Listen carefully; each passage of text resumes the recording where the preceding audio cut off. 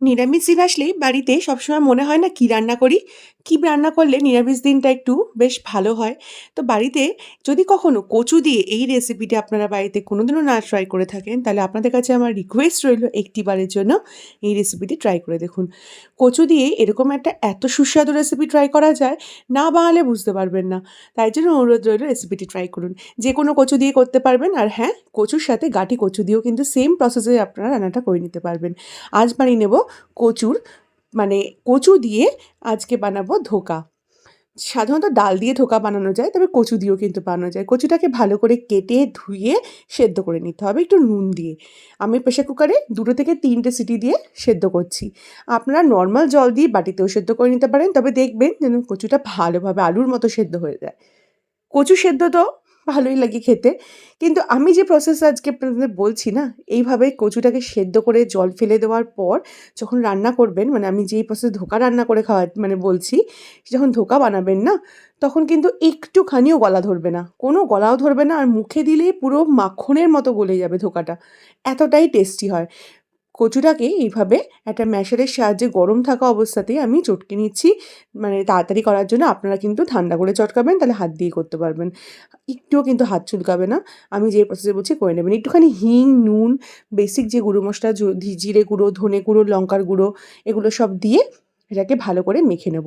অবশ্যই একটুখানি ১ চিমটে হিং দেবেন। কারণ যেকোনো ধোঁকাতে কিন্তু ওই ধোঁকার গন্ধটা আনতে গেলে কিন্তু হিং লাগে। আমি এখানে ওটাকে ভালো করে মেখে ৩ থেকে ৪ বড় চামচের মতো বেসন এখানে অ্যাড করছি। তবে আপনারা বেসনের জায়গায় আগের দিন রাত্রে ভেজানো ছোলার ডাল বা যেকোনো মুসুরির ডাল, যেকোনো ডাল দিয়েও কিন্তু রেসিপিটি করতে পারেন, ডাল বাটা দিয়ে।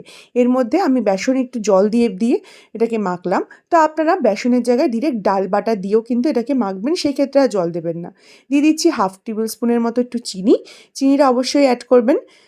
যেহেতু এটা কচু, তো চিনিটা অ্যাড করলে কিন্তু ভালো লাগবে। কচু না হলেও চিনি একটু অ্যাড করতে হয়। দিয়ে দেবো একটুখানি আটা, ২ চামচের মতো বাইন্ডিংয়ের জন্য। আর 1/2 টিস্পুনের মতো আস্ত জিরে। অনেকে কালো জিরে পছন্দ করেন, তো কালো জিরেও দিতে পারেন বা চাইলে কিন্তু এই জিরে বা কালো জিরে নাও দিতে পারেন। আমি দিলাম যে মুখে পড়লে ভালো লাগবে তার জন্য। এবার এটাকে ভালো করে মেখে একটুখানি সেট হতে দিচ্ছি। ততক্ষণে আমি কি করবো, একটা থালা যেটার মধ্যে ধোঁকাটা বানাবো, তার মধ্যে সামান্য দেখুন মানে জাস্ট 1/2 টিস্পুনের মতো অয়েল নিয়েছি। যেকোনো অয়েল নিয়ে এটাকে ভালো করে মাখিয়ে নেবেন। এই অয়েলটা মাখিয়ে নিলে কী হবে, যখন ধোঁকাতে বসাবো তখন কোনোভাবে তলায় লেগে যাবে না। অবশ্যই কিন্তু তেলটা মাখিয়ে নেবেন। এবার ওই ধোঁকাটা বানাবার আগে একটুখানি বাড়িতে নারকেল ছিল বলে আমি নারকেল দিলাম। কচুর মধ্যে নারকেলটা তো ভীষণ ভালো লাগে খেতে।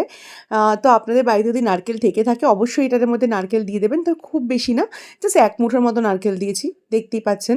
নারকেলটা দিলে কিন্তু খুব টেস্টি লাগবে। আর যদি না থাকে নারকেল, তাহলে নারকেল ছাড়াও কিন্তু করতে পারেন। নারকেলটা অপশনাল। এবার আমি এই ধোঁকাটাকে এই থালার মানে এই মিশ্রণটাকে থালার মধ্যে দিয়ে সুন্দর একটা স্কোয়ার শেপ দিয়ে দেবো। যেরকম ধোঁকা আমরা মানে বাজারে কিনতে পাই, সেই ধোঁকার শেপটা আনার জন্য দেখুন চৌকো করে কাটার জন্য এটাকে স্কোয়ার শেপে দেখুন এইভাবে থালার মধ্যে সুন্দর করে সাজিয়ে দেবো। কাঁধা উঁচু থালা হলে খুব ভালো হয়। তাড়াতাড়ি দেখাবার জন্য আমি কাঁধা উঁচু থালা পাইনি, ফ্ল্যাট থালা পেয়েছি ওটার মধ্যে দেখিয়ে দিচ্ছি। তো আপনারা কিন্তু কাঁধা উঁচু থালা দিয়ে করবেন। এবার এটা জলের মধ্যে স্ট্যান্ড দিয়ে এটা কড়াইতে ঢাকনা দিয়ে ঢেকে বসিয়ে রেখে দিয়েছি জলের উপরে টানা ১৫ মিনিট মানে একদম লো ফ্লেমে, একেবারে লো না, লো থেকে একটু হাই মানে লো টু মিডিয়াম ফ্লেমে। তারপরে হয়ে গেলে আপনারা ১৫ মিনিট পরেই বুঝতে পারবেন, দেখবেন এটা শক্ত টাইপের হয়ে গেছে। একটু কাঁটা চামচ বা যেকোনো ছুরির অংশ দিয়ে একটু দেখবেন যে ওটা লেগে যাচ্ছে না, মানে একটু শক্ত হয়ে গেছে। তারপরে এটাকে পুরো ঠান্ডা হতে দেবেন। অবশ্যই ঠান্ডা করে নেবেন। ঠান্ডা না করলে কিন্তু জিনিসটা, এই যে আমার যখন ছুরিতে লাগছে, এটার কারণ হচ্ছে আমি গরম কাটছি তার জন্য। কিন্তু বিশ্বাস করুন এটা যখন ঠান্ডা হয়ে যাবে না, তখন কিন্তু একটুও লাগবে না। জিনিসটা একদম শক্ত, যেরকম ধোঁকা বাইরে কিনতে পাওয়া যায় ওই রকম হয়ে যাবে। তার বাইরে ভাজা ধোঁকাও কিনতে পাওয়া যায়। তো আমরা এবার এটাকে ভাজবো। দেখুন এখন সুন্দর কিন্তু উল্টো মানে আলতোভাবে উঠে আসবে। যেরকম ডালের ধোঁকা করি না, ঠিক সেরকমই কিন্তু লাগবে। ধরতেও পারবেন না যেটা কচু দিয়ে করেছেন। এত টেস্টি হয়। তবে হ্যাঁ, ডালের ধোঁকা কি খেলে ওরকম মুখের মধ্যে মিলিয়ে যায় না, যেটা এই কচুর ধোঁকা খেলে হবে। যখনই একটা কামড় দেবেন না, মুখের মধ্যে বাটারের মতো জিনিসটা মানে মিলিয়ে যাবে। খুব টেস্টি হয়। একটিবার হলেও কিন্তু অবশ্যই ট্রাই করবেন রেসিপিটা। একটু খাটনির রান্না হলেও নিরামিষ দিনে এরকম একটা রান্না করলে কিন্তু পুরো ভাত কিন্তু এটা দিয়েই করে নেওয়া যায়। আজকে আমি এর মধ্যে কোনো আলু অ্যাড করিনি। চাইলে কিন্তু আপনারা এই রান্নাতে এই ধোঁকার সাথে কিন্তু আলু দিয়েও ঝোল করতে পারেন। যেরকম নিরামিষ ধোকার ডালনা করা হয় না আলু দিয়ে, সেটাও কিন্তু করতে পারবেন এই রেসিপিটা। আমি জাস্ট এটা ভেজে আপনাদের জাস্ট ঝোলটা করে দেখিয়ে দিচ্ছি। আলুটা দিয়ে কিন্তু আপনারা বাড়িতে একবার হলেও ট্রাই করতে পারেন, ভীষণ ভাল লাগে। কিছু না, দেখুন দুটো ব্যাচে এগুলোকে একে একে ভেজে নিলাম। ভালো করে লো টু মিডিয়াম ফ্লেমে কড়া করে 2 পিঠ ভেজে নেব। আপনারাও কিন্তু এই ডাল বাটার ঝামেলার থেকে বেসন দিয়ে করতে পারেন, খুব তাড়াতাড়ি ইজি হয়ে যায়, কোনো ঝামেলা লাগে না। তা আর আটার জায়গায় একটুখানি ময়দাও দিতে পারেন। একটু জিরা ফোড়ন দিয়ে বেসিক যে নিরামিষ রেসিপিতে যেই সব মশলাগুলো দিই, যেমন জিরে গুঁড়ো, ধনে গুঁড়ো, লঙ্কার গুঁড়ো, কাশ্মীরি লঙ্কার গুঁড়ো, একটু গরম মশলা, এইসব দিয়ে মশলা দিয়ে তেলের মধ্যে মশলাটাকে দিয়েছি। আর দিয়েছি সামান্য 2 থেকে 3 টিস্পুনের মতো টক দই। টক দই দিয়ে মশলা দিয়ে ভালো করে এটাকে কষিয়ে নিয়েছি। কষিয়ে নেওয়ার পর প্রয়োজন মতো একটু জল দিয়ে কষাবো। একদম যখন এটা থেকে তেল ছেড়ে যাবে, উপরে তেল ভেসে উঠবে, সেই সময়টুকু অবধি ভালো করে কষিয়ে নেবো। তারপর একটু চিনি দিয়ে দিচ্ছি স্বাদে ব্যালেন্সের জন্য, একটু গরম মশলার গুঁড়ো, একটুখানি 2টো এলাচকে একটু থেতো করে নিয়েছি, সেই এলাচ গুঁড়ো দিয়ে একটুখানি ঘি দিয়ে তারপর এটাকে ভালো করে একটুখানি কষিয়ে তারপর পরিমাণ মতো যেটুকু জল লাগবে সেই জলটুকু দিয়ে এটাকে ফুটাবেন। এটাকে ফোটানোর পরে তারপরে লাস্টের দিকে ধোকাগুলো অ্যাড করবেন। ধোকাগুলো কিন্তু প্রথমেই অ্যাড করবেন না, যেহেতু এটা কচু দিয়ে বানানো, বেশি কিন্তু ফোটালে জিনিসটা কিন্তু গলে যাওয়ার চান্স থাকবে।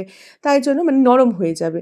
কচু বা আলু এগুলো তো খুব নরম জাতীয় জিনিস, সেদ্ধ হওয়ার পর।